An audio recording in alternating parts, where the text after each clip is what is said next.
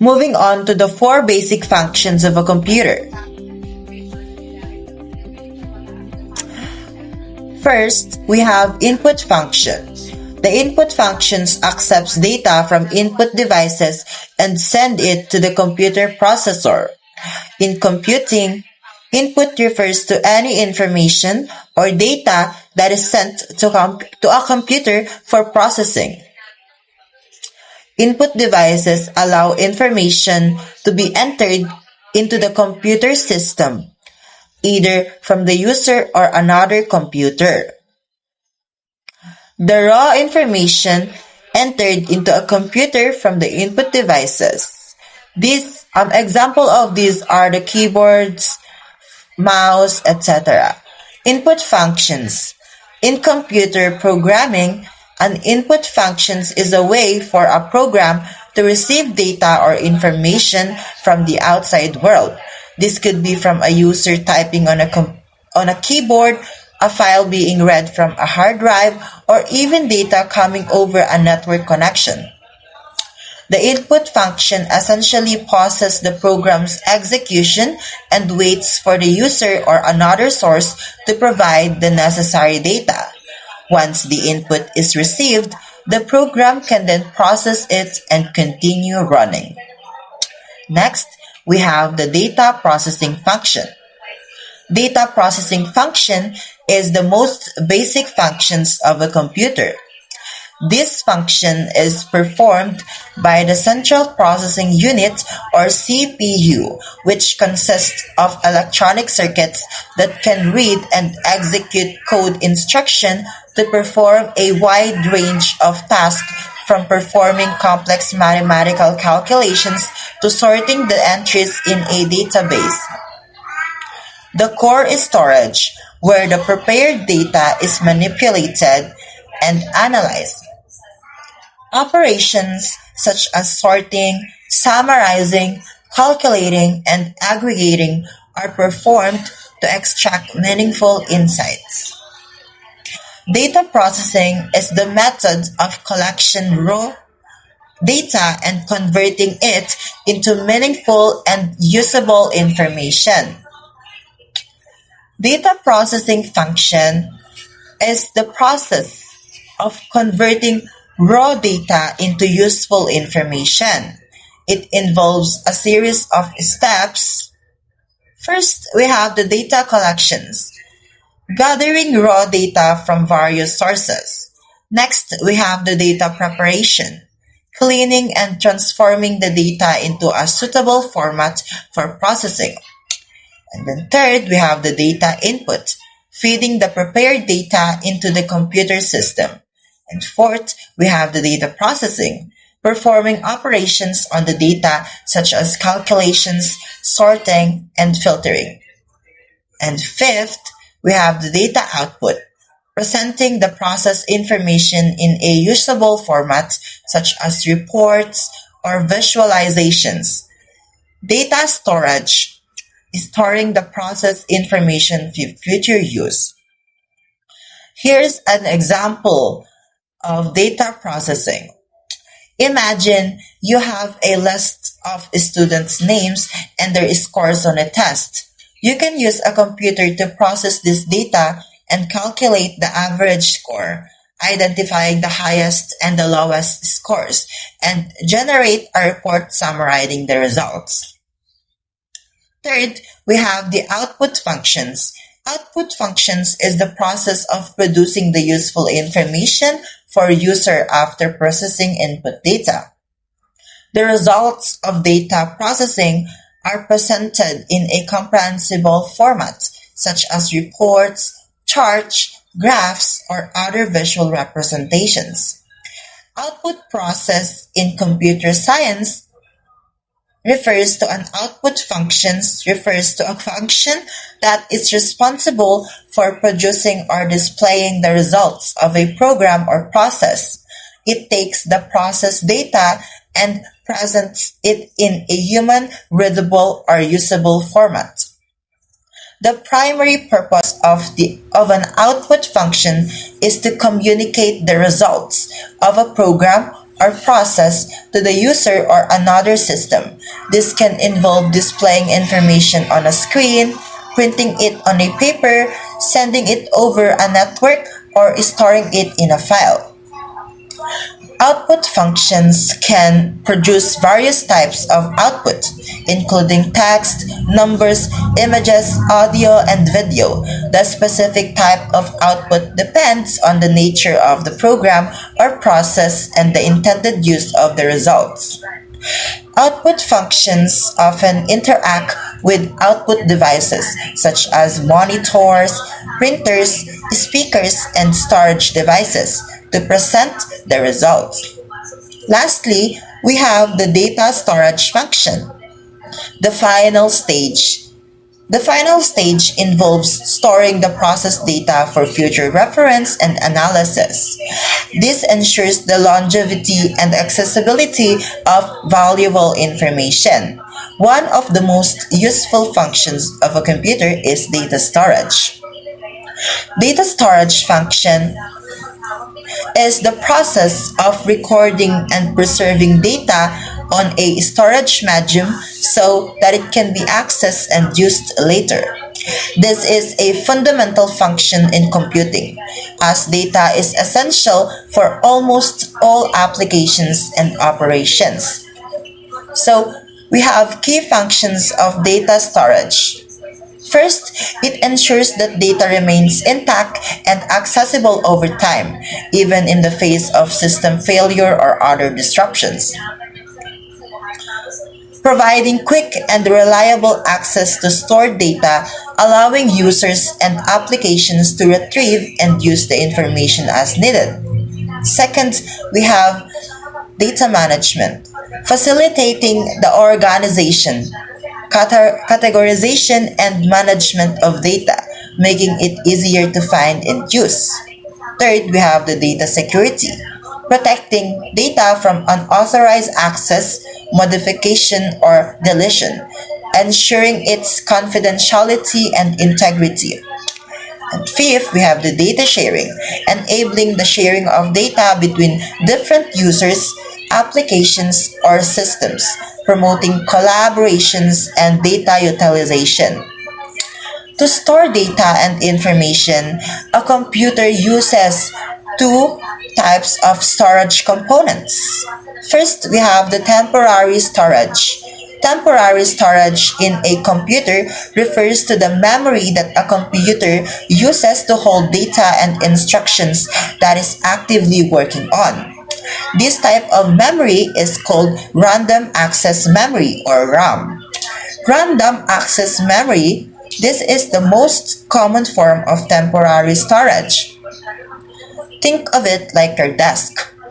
While you're working on a project, you keep all the important documents and tools you need within easy reach. RAM works similarly, holding the data that your computer's processor needs to access quickly. RAM is volatile, meaning that it loses its contents when the computer is turned off. This is why it's temporary. Once you shut down your computer, the information stored in RAM is erased. Temporary storage in a computer, most commonly known as RAM, serves a crucial role in how your computer functions. Here's a breakdown of its purpose. First, the speed and efficiency. RAM provides incredibly fast access to data, much faster than permanent storage devices like hard disk or SSDs. This speed is essential for the processor to quickly retrieve and process information. Second, we have the active data. RAM holds the data and instructions that the computer is actively using right now. This includes the operating system, applications you have open, and any files you're working on. Third, we have the enabling multitasking. Juggling multiple tasks, RAM allows your computer to handle multiple tasks simultaneously. Each program you open and file you use is loaded into RAM, allowing you to switch between them seamlessly. And on the other hand, we have the permanent storage. Permanent storage, also known as persistent storage, refers to any data storage device that retains data even after the power to the device is turned off. This is in contrast to temporary storage, like RAM, which loses its data when the power is off. Here are some key characteristics of permanent storage. First, it is non-volatile. Data is retained even when the device is powered off. Second, long-term storage, designed for sorting data for extended periods. Here are some common examples of permanent storage devices.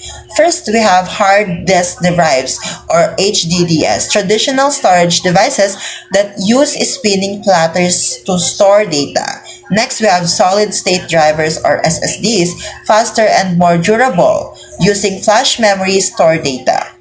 Optical discs, CDs, DVDs, and Blu-ray discs that store data using laser. Next, we have USB flash drivers, portable storage devices that use flash memory. And lastly, we have memory cards used in cameras, smartphones, and other devices. So, permanent storage is essential for storing operating systems and applications. The software that runs your computer is stored on permanent storage, saving user data. Documents, photos, videos, and other files are stored on permanent storage. Archiving data. The important data can be stored on permanent storage for long-term preservation. Moving on to the characteristics of a computer. First, we have speed. It is one of the most fundamental and noticeable characteristics of computers. Here's a breakdown of how speed defines a computer. First, the processing power. Computers can perform complex mathematical operations at incredible speeds, far exceeding human capabilities.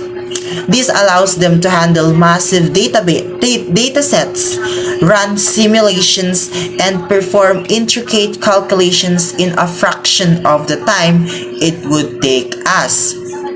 Second, instruction execution. At its core, a computer's speed is about how quickly it can execute instructions. These instructions can be anything from moving data around to performing logical comparisons. The faster the execution, the faster the computer. Data handling.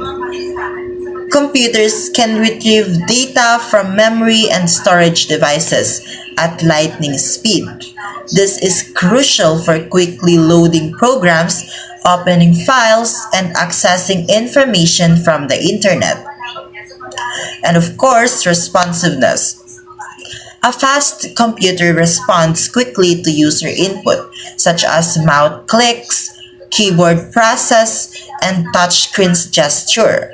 This makes for a smooth and enjoyable user experience.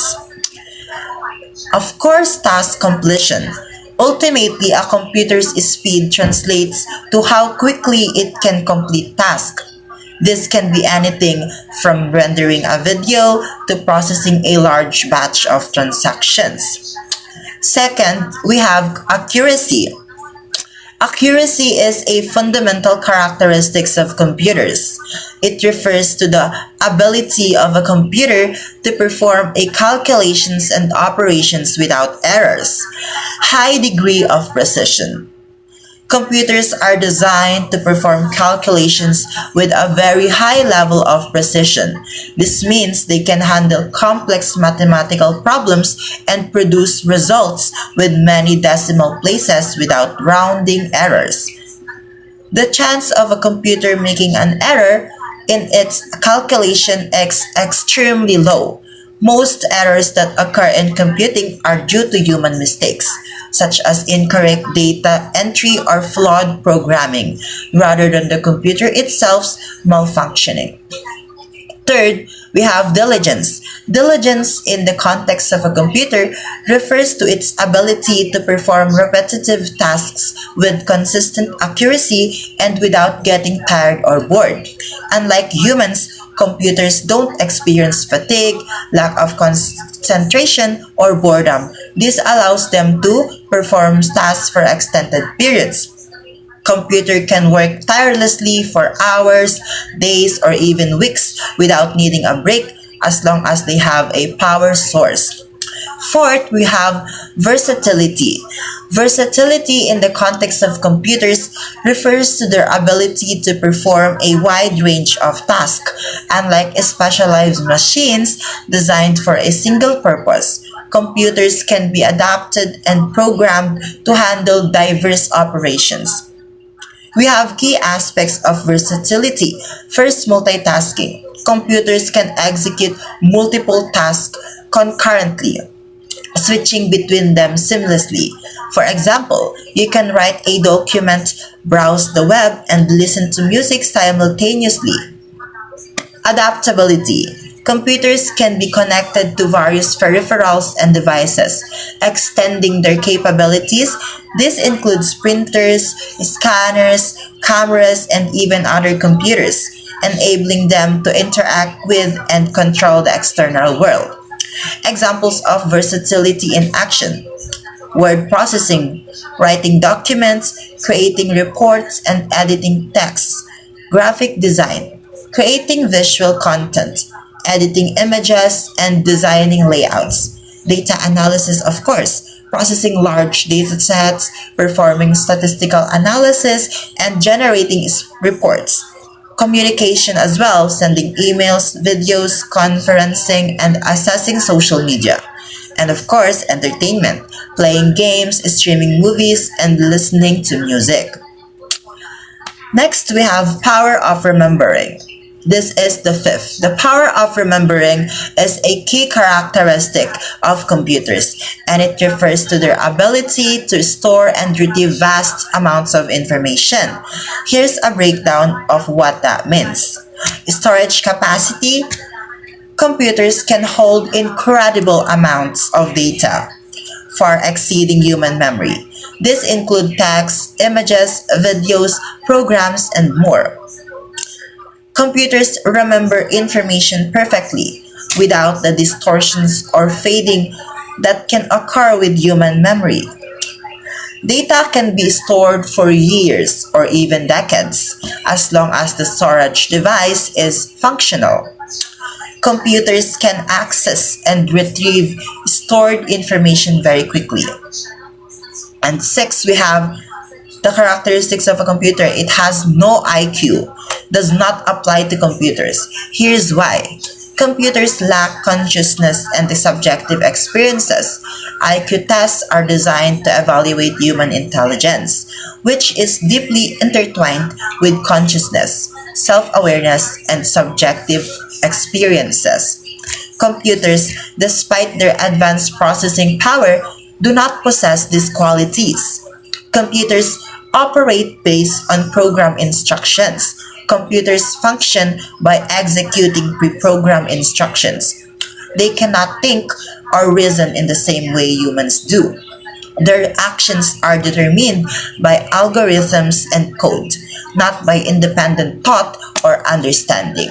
While computers can perform complex tasks and even mimic certain aspects of human intelligence through artificial intelligence or AI, they do not have an IQ. The term IQ is exclusively applicable to human beings. And seventh, we have no feelings. Computers are machines. They can process information and perform tasks with incredible speed and accuracy, but they lack the complex biological and emotional makeup that allows humans and other animals to experience feelings. Here's why. Because They're no biological. Feelings are deeply connected to our biology, involving intricate networks of neurons, hormones, and neurotransmitters in the brain. Computers, on the other hand, are built with electronic components, not biological ones. They don't have the same brain structures or chemical processes that gives a rise to feelings. They are lack of consciousness. Feelings are often tied to consciousness, our awareness of ourselves and the world around us. While computers can stimulate some aspect of human intelligence, they don't possess the same kind of subjective awareness that allows us to experience emotions. Computers operate based on algorithms and instructions that are programmed into them. They can respond to different outputs in predictable ways, but their responses are determined by their programming, not by genuine emotions. And six or eight, I should say, is storage. Storage is a fundamental characteristics of a computer that allows it to retain data and programs for future use. It's like the computer's long-term memory, holding everything from your operating system and applications to your personal files and photos. Unlike RAM or random access memory, which loses its contents when the computer is turned off, storage devices retain data even when the power is off. This is crucial for saving your work, keeping your files organized, and ensuring that your computer can start up again with all its software intact. Computers can store massive amounts of information thanks to storage devices with ever increasing capacities.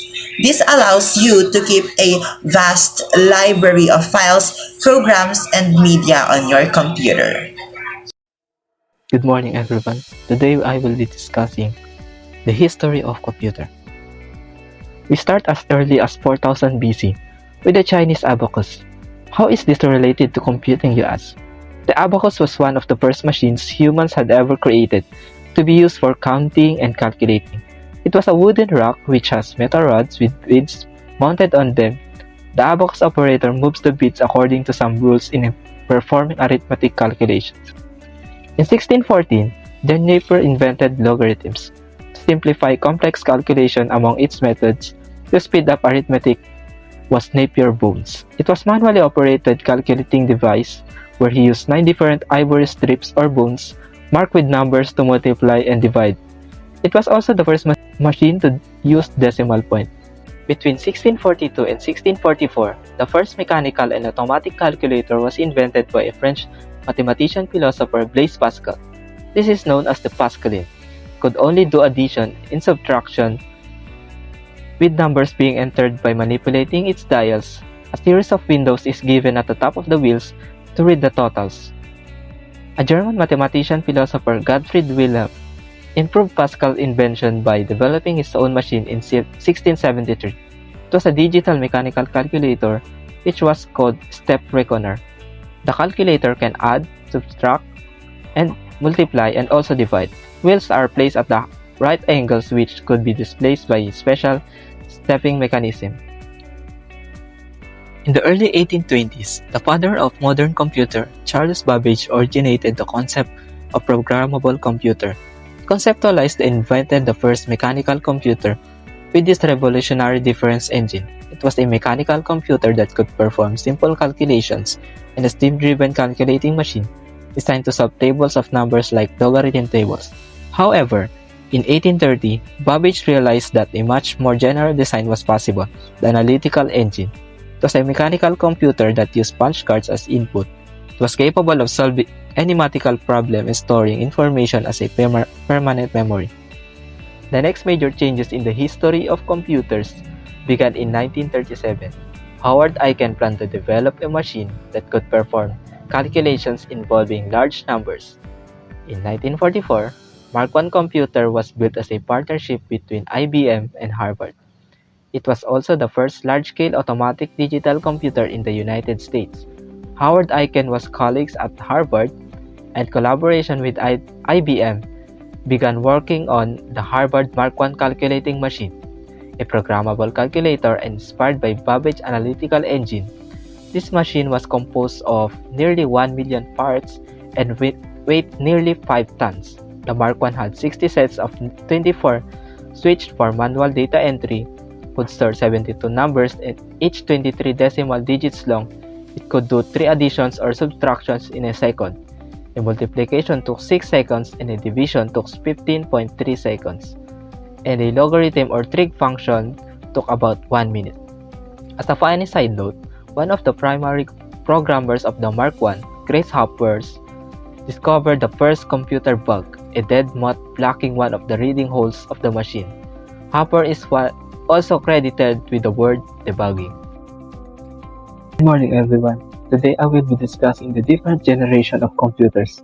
Our journey through the 5 generation of computers starts in 1940 with vacuum tube circuitry and goes to the present day and beyond with artificial intelligence systems and devices.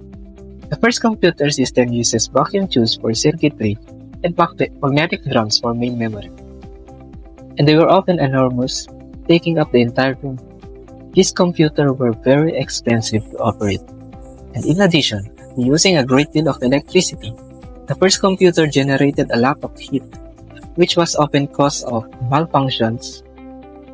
First generation of computers relied on machine-level language, the lowest level programming language understood by the computers, to perform operation. The input was based on punch cards, paper tick, and the output was displayed on printouts. The Univac and the ENIAC computers became the examples of the first generation computer technology. The world would see the transistor replace the vacuum tubes in the second generation of computers.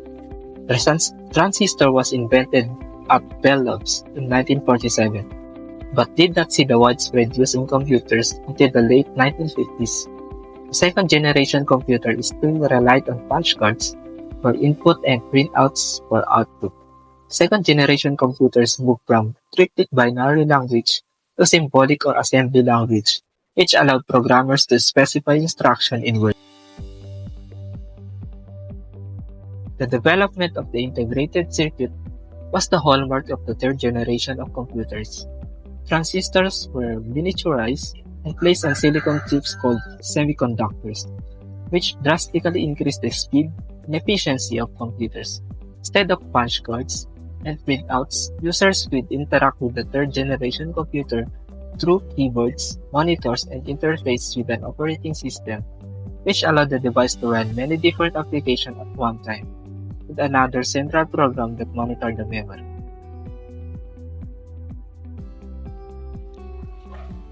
Good day everyone, I'm Christine Joy Coriado and I will continue the report of Mr. Lab. So the fourth generation of computers, spanning from 1971 to 1980, marked a significant advancement in computing technology through the introduction of very large-scale integrated or VLSI circuits, a chip containing millions of transistors and other circuit elements. These chips made this generation computer more compact, powerful, fast, and affordable. Example of popular fourth generation computers: VEC-10, Star 1000, PDP-11, Cry-1, Cry-XMD. In fifth generation computers, on 1980 until today, the VLSI technology was replaced with ULSI, or Ultra Large Scale Integration. It made possible the production of microprocessor chips with 10 million electronic components. These generation computers use parallel processing hardware and AI, or artificial intelligence software. These programming languages used in this generation were C, C++, Java, .NET, and etc. Examples of fifth generation computers: desktop, laptop, notebook, Ultrabook, and Chromebook. The classification of computers into categories such as purpose, data handling, and size. Each classification serves a specific purpose into the realm of computing, allowing users to select the appropriate type of computer based on their needs. The classification of purpose. First is the general purpose computers. It is designed to handle multiple tasks with the ability to store and run various programs. However, they may not be highly efficient for specialized tasks. The second one is the specific purpose computers. It is built for a specific function such as controlling traffic lights, medical imaging, or military application with optimized hardware and software. So let's proceed to next classification, which is the data handling. So the first one is the analog computers. Analog computers use continuous signal like electrical voltage or mechanical movement to stimulate real-world scenarios used in scientific and engineering applications. The next one is the digital computers. So digital computers operate using discrete numerical data or binary, commonly used in everyday computing devices. And the last one is the hybrid computers. So hybrid computers combine the features of analog and digital computers, often used in medical application and scientific stimulations. So the last classification was classification on the basis of size. So the first one was supercomputers. Supercomputers, the fastest and most powerful computer used for scientific research, weather forecasting, nuclear simulations, and large-scale computations. Next one is mainframe computers. Mainframe computers, large and expensive system capable of supporting hundreds or thousands of users simultaneously, commonly used by banks, airlines, and government institutions. Next one is mini computers. Mini computers, mid-size, multi-user computers used for business and scientific applications. They are more powerful than microcomputers but less than mainframes supporting 4 to 200 users simultaneously. The next one is microcomputers or personal computers. These are the most commonly used computers today, designed for individual users. They include desktop computer. Desktop computer is stationary PC suitable for office or home use. Next one is laptop computer. Laptop computer, a portable version of a desktop with a built-in screen and keyboard. And the last one is PalmTop or PDAS. PalmTop, handheld devices for basic computing used for schedules, notes, and contacts. Last one is workstations. Workstations, a terminal or desktop computer in a network. In this context, workstation is just a generic term for a user's machine or client machine in contrast to a server or mainframe